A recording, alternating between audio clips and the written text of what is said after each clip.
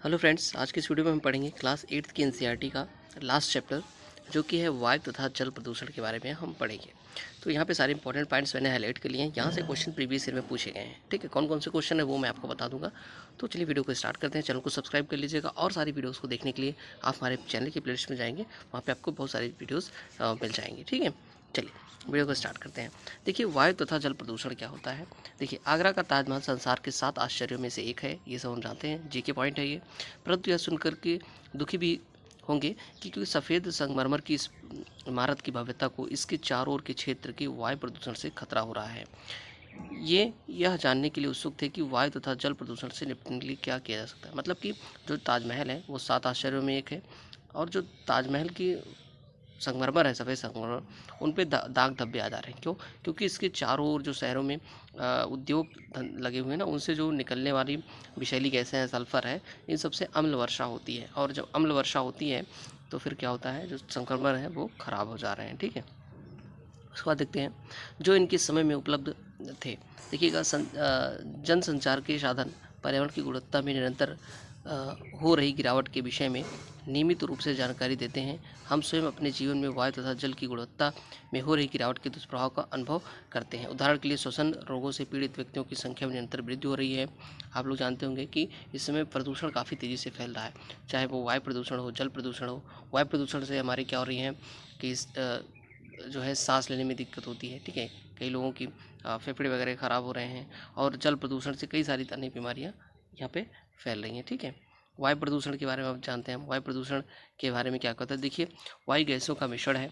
ठीक है, वायु जो क्या होता है, वायु जो हमारी वायु होती है वो क्या होती है, गैसों का मिश्रण होती है। आयतन के अनुसार इस मिश्रण का लगभग 78% नाइट्रोजन होता है। आयतन के अनुसार लगभग 21% आपका क्या होता है, ऑक्सीजन होता है।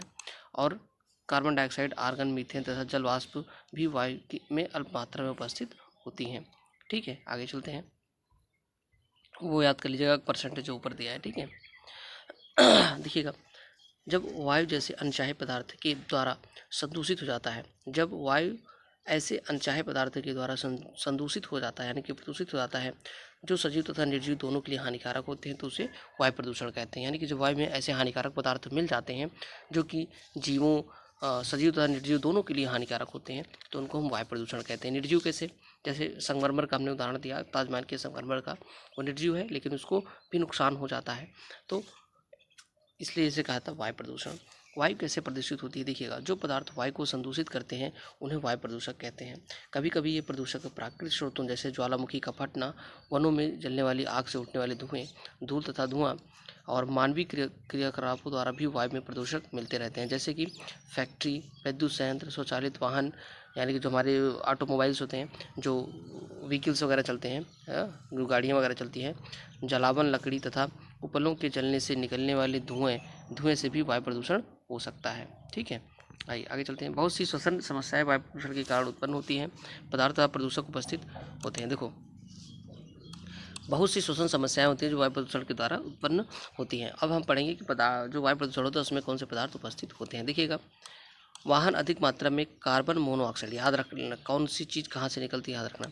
जो वाहन होते हैं, वाहन जानते हैं ना, गाड़ियाँ जो होती हैं, उनसे क्या निकलता है, कार्बन मोनोऑक्साइड।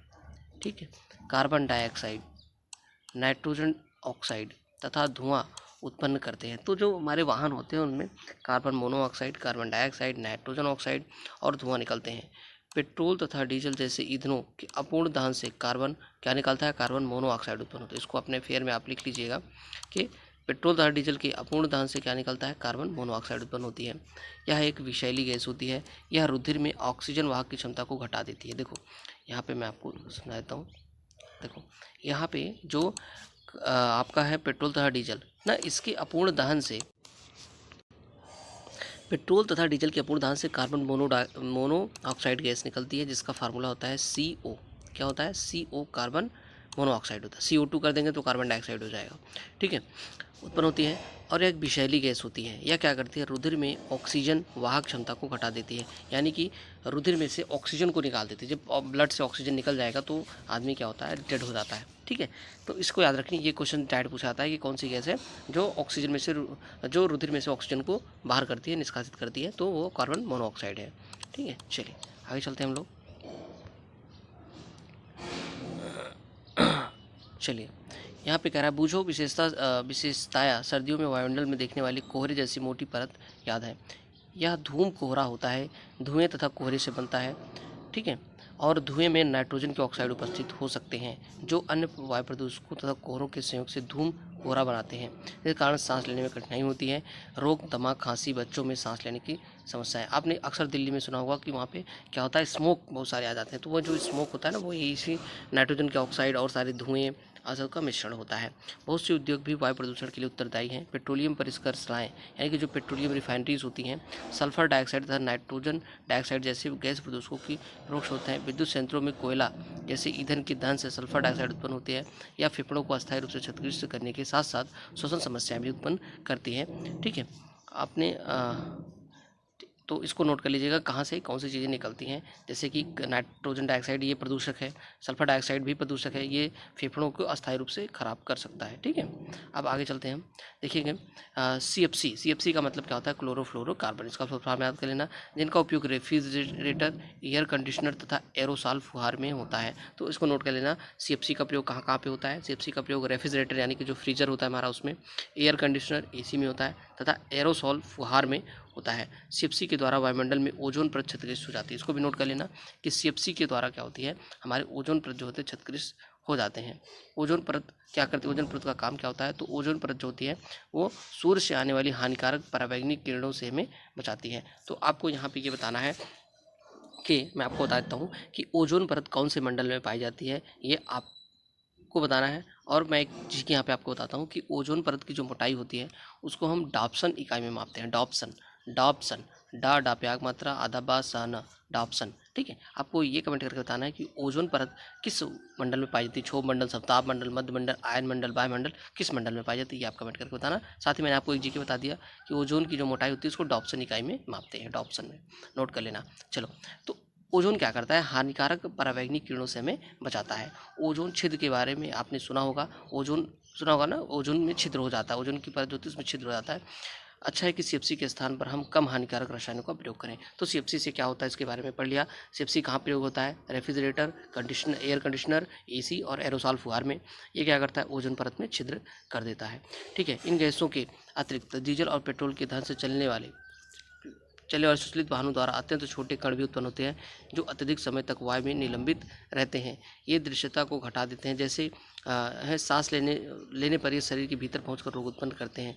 ये कण इस्पात निर्माण तथा खनन जैसे प्रौद्योगिकी प्रक्रमों द्वारा भी उत्पन्न होते हैं। विद्युत संयंत्रों से निकलने वाली राख के अति सूक्ष्म कण भी वायुमंडल को प्रदूषित करते हैं। तो यहाँ पे जो वाहनों से निकलते हैं धुएं ना, उनमें ज़्यादातर जो आपका लेड होता है, लेड मतलब आपका जो शीशा होता है वो उपस्थित रहता है, जो कि वायु में रहता है और सांस के द्वारा हमारे अंदर चला जाता है और तमाम तरीके के रोग जो है उत्पन्न करता है। विशिष्ट अध्ययन के बारे में हम पढ़ेंगे, ताजमहल। देखिएगा, हमने बताया ना कि जो ताजमहल की सफ़ेद संगमरमर है वो बदरंग हो जा रही है, उसका रंग उतर जा रहा है। क्यों? क्योंकि जो फैक्ट्रियों से धुआं निकलता है उसमें सल्फर डाइऑक्साइड, नाइट्रोजन डाइऑक्साइड होते हैं, जो कि बादलों के साथ जब बारिश होती है तो वो अम्लीय वर्षा कराते हैं, जो कि H2SO4 और HNO3 इस तरीके से नाइट्रिक अम्ल, सल्फ्यूरिक अम्ल, एसिड बन के गिरते हैं और जो संगमरमर का रंग है वो खत्म हो जाता है। आगरा तथा इसके चारों ओर स्थित रबड़ प्रक्रम, संश्लेषित वाहन, रसायन और विशेषकर मथुरा तेल, यहाँ पे इसका आता है, ठीक है। मथुरा तेल परिष्करण, ये क्वेश्चन में पूछा गया है, तो याद रखना मथुरा जो ऑयल रिफाइनरी है उसके कारण भी ताजमहल को नुकसान हो रहा है, इसको नोट कर लेना। जैसे उद्योग सल्फर डाइऑक्साइड तथा नाइट्रोजन डाइऑक्साइड जैसे प्रदूषक को उत्पन्न करते हैं। ये प्रदूषक का नाम जरूर नोट कर ले, कई बार आ चुका है, सल्फर डाइऑक्साइड और नाइट्रोजन डाइऑक्साइड। यही एसिड रेन भी कराते हैं, अम्ल वर्षा भी कराते हैं। सल्फर डाइऑक्साइड से सल्फ्यूरिक एसिड बनता है और नाइट्रोजन डाइऑक्साइड से नाइट्रिक एसिड बनता है। ये गैसें वायुमंडल में उपस्थित जलवाष्प से अभिक्रिया करके, देखो ये मैंने बताया ना, वायुमंडल में उपस्थित जलवाष्प से अभिक्रिया करके सल्फ्यूरिक अम्ल तथा नाइट्रिक अम्ल बनाती हैं। ये वर्षा को अम्लीय बनाती हैं, वर्षा बनाकर वर्षा के साथ पृथ्वी पर बरस जाते हैं, अम्ल वर्षा कहते हैं, ठीक है। ये मैंने आपको अभी प्रोसेस समझाया कैसे होता है। अम्ल वर्षा के कारण स्मारक के संगमरमर का संक्षारण होता है। संक्षारण मतलब कि वो जैसे लोहा का संक्षारण होता है ना, जंग लगते लगते खराब हो जाता है, वैसे संगमरमर भी खराब हो जाता है। इस परिघटना को संगमरमर कैंसर भी कहते हैं। इसका मतलब क्या है, संगमरमर कैंसर का मतलब कि संगमरमर खराब हो रहा है। मथुरा तेल परिष्करणी यानी कि मथुरा ऑयल रिफाइनरी के उत्सर्जित काजल कण जैसे निलंबित कणों का संगमरमर को पीला करने में योगदान दे रहे हैं। तो संगमरमर पीला क्यों हो रहा है, कि मथुरा की जो रिफाइनरी है वहाँ से काजल के कण, काजल मतलब जो छोटे छोटे कार्बन के कण होते हैं, वो निलंबित कणों के कारण इसका रंग पीला हो जा रहा है। ठीक है, ताजमहल को सुरक्षित करने के लिए सर्वोच्च न्यायालय ने उपाय किए हैं। माननीय न्यायालय द्वारा, देखो यहाँ पे क्या बताया गया है, न्यायालय द्वारा उद्योग को सीएनजी देखो, सीएनजी यानी कि कंप्रेस्ड नेचुरल गैस तथा एलपीजी लिक्विड पेट्रोलियम गैस जैसे स्वच्छ ईंधनों का प्रयोग करने के आदेश दिए हैं। इसके अतिरिक्त ताज के क्षेत्र में वाटर वाहनों की शीशा रहित पेट्रोल का उपयोग करने के आदेश दिए हैं। मैंने आपको बताया था ना कि जो पेट्रोल होता है उसमें क्या निकलता है, लेड यानी कि शीशा, तो इसको भी नोट कर लेना। जो वाहन होते हैं, जो पेट्रोल चलित वाहन होते हैं, उनमें शीशा निकलता है, जो उनकी धुआं निकलता है ना, उसमें लेड होता है, शीशा, छोटे छोटे कण होते हैं उनके। आगे चलते हैं।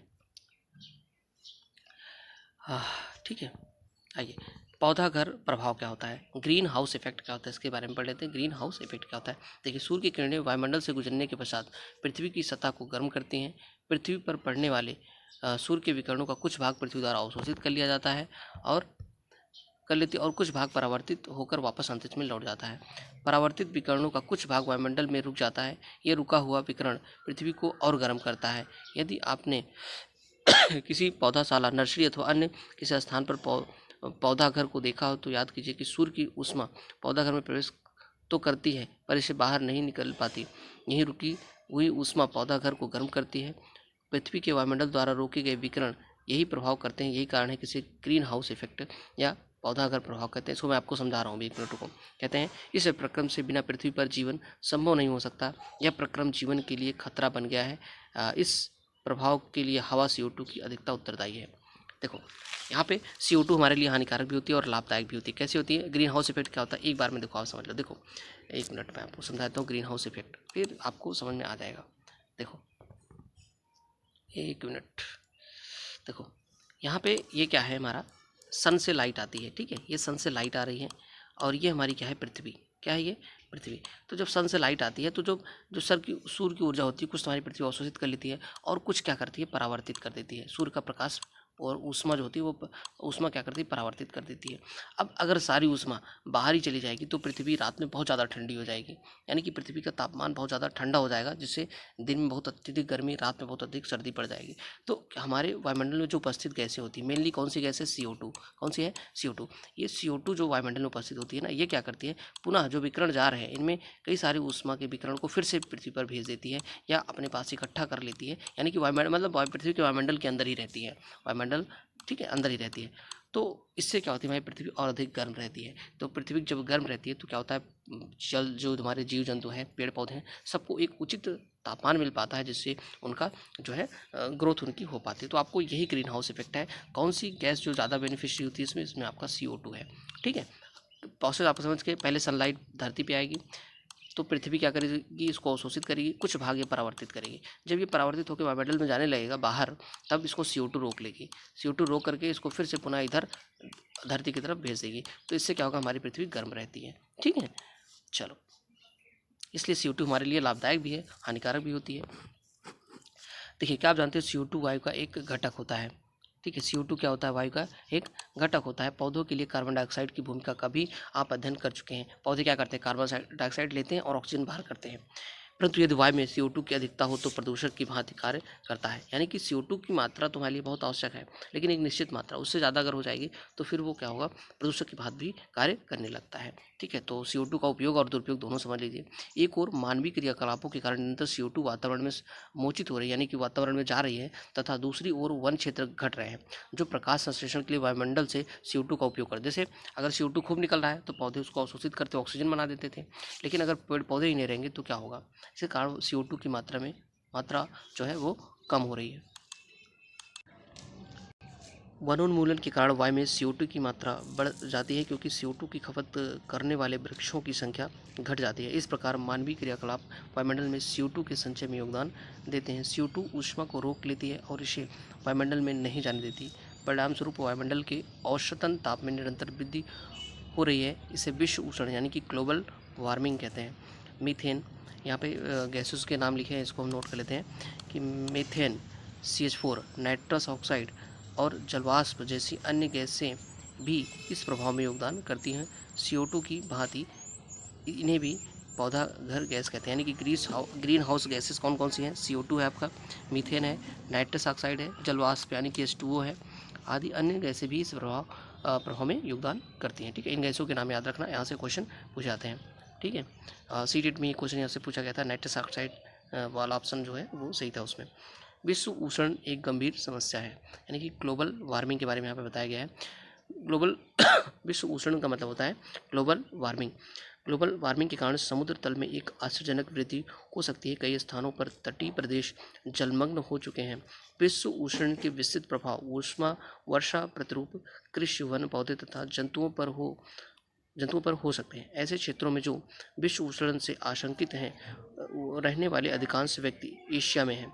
हाल ही में प्राप्त मौसम परिवर्तन की रिपोर्ट के अनुसार पौधाघर गैसों के वर्तमान स्तर तक रखने के लिए हमारे पास सीमित समय है, अन्यथा शताब्दी के अंत तक 2 डिग्री सेल्सियस तापमान वृद्धि हो सकती है, जो कि संकटकारी स्तर है। क्योंकि जब ग्लोबल वार्मिंग बढ़ती है तो जो ग्लेशियर वगैरह होते हैं वो पिघल जाते हैं, और उनके पिघलने से क्या होगा, समुद्र का स्तर बढ़ेगा। समुद्र के जल का स्तर जब बढ़ता है तो बाढ़, तमाम सुनामी, इस तरीके की समस्याएं उत्पन्न होती रहती हैं। अब देखते हैं, विश्व उष्ण विश्वव्यापी सरकारों के लिए विचारणीय विषय बन गया है। बहुत से देशों ने पौधाघर गैसों के उत्सर्जन में कमी करने के लिए अनुबंधन किया है, यानी कि जो ग्रीन हाउस गैसेज होती हैं, जिनमें मैंने आपको कई सारे एग्जाम्पल यहाँ पे बताए, उनका उत्सर्जन करने में कमी करने के लिए अनुबंधन किया गया है, कॉन्ट्रैक्ट किया गया है। संयुक्त राष्ट्र सम्मेलन के अंतर्गत क्योटो प्रोटोकॉल एक ऐसा ही अनुबंध है जिस पर बहुत से देश हस्ताक्षर कर चुके हैं। तो याद रखना, क्योटो जो है आपका, क्योटो प्रोटोकॉल क्या होता है, ये जो आपकी सीएफसीज गैसेज होती हैं, ठीक है, जो ग्रीन हाउस गैसेज होती हैं, इनको कम करने के लिए एक अनुबंध है। ठीक है, पृथ्वी के ताप में केवल 0.5 डिग्री सेल्सियस जितना कम वृद्धि इतने गंभीर परिणाम हो सकते हैं, क्योंकि देखो तापमान में अगर थोड़ी सी भी वृद्धि होती है पृथ्वी के, तो बहुत सारे विनाशकारी परिणाम होते हैं। अब देखो इसके लिए क्या किया जा सकता है। इसके लिए प्रदूषण के विरुद्ध हमारी लड़ाई में सफलता की अनेक कथाएं हैं। उदाहरण के लिए कुछ वर्ष से पूर्व दिल्ली संसार में सर्वाधिक प्रदूषित नगर रहा है, आपने न्यूज़ में इसको सुना होगा। ठीक है, यहाँ पेट्रोल तथा डीजल से चलते मोटर वाहनों से निकले धुएं के कारण दम घोटू यानी कि श्वास रोधी वातावरण हो गया है। वाहनों के शीशा रहित पेट्रोल में शीशा होता है, यह मैंने आपको बताया, शीशा रहित पेट्रोल, सीएनजी जैसे अन्य ईंधनों द्वारा चलाए जाने का निर्णय लिया गया है। इन उपायों द्वारा शहर की वायु अपेक्षाकृत स्वच्छ हो गई है। कुछ ऐसे उदाहरण हैं, देखो, और पटाखों का बहिष्कार भी यहाँ पे बताया गया है कि अगर पटाखे आप जलाते हो तो उससे भी प्रदूषण फैलता है। विभिन्न स्थानों पर वायु की गुणवत्ता के नियमित मॉनिटर किया जा रहा है। इन आंकड़ों का उपयोग कर हम ये तो आपके लिए इम्पोर्टेंट नहीं है। ठीक है, देखिए, अब एक चीज़ यहाँ पे इम्पॉर्टेंट है कि ऊर्जा की आवश्यकता की पूर्ति के लिए हम जीवाश्म ईंधन के स्थान पर वैकल्पिक ईंधनों का प्रयोग कर सकते हैं। वैकल्पिक ईंधन कौन कौन से हैं? वैकल्पिक ईंधन जैसे आपका सोलर एनर्जी है, जल ऊर्जा है, यानी कि ठीक है, जो वाटर से टरबाइन चलाए जाते हैं, और पवन ऊर्जा है, यानी कि विंड एनर्जी जो है, उन सब का प्रयोग किया जा सकता है। देखो, हम पेड़ लगा सकते हैं और क्या कर सकते हैं, हम पेड़ लगा सकते हैं और पड़ोस में लगे वृक्षों का पोषण कर सकते हैं। आप वन महोत्सव के विषय में जानते हो कि वन महोत्सव मनाया जाता है ना हर साल, जब जुलाई माह में प्रतिवर्ष लाखों वृक्ष रोपित किए जाते हैं। तो वन महोत्सव कब मनाया जाता है? जुलाई माह में मनाया जाता है। ये आपका जीके का पॉइंट है, नोट कर लेते हैं। ठीक है, आगे चलते हैं, जल प्रदूषण। तो यहाँ से हम जल प्रदूषण को हम नेक्स्ट वीडियो में पढ़ेंगे। Thanks for watching.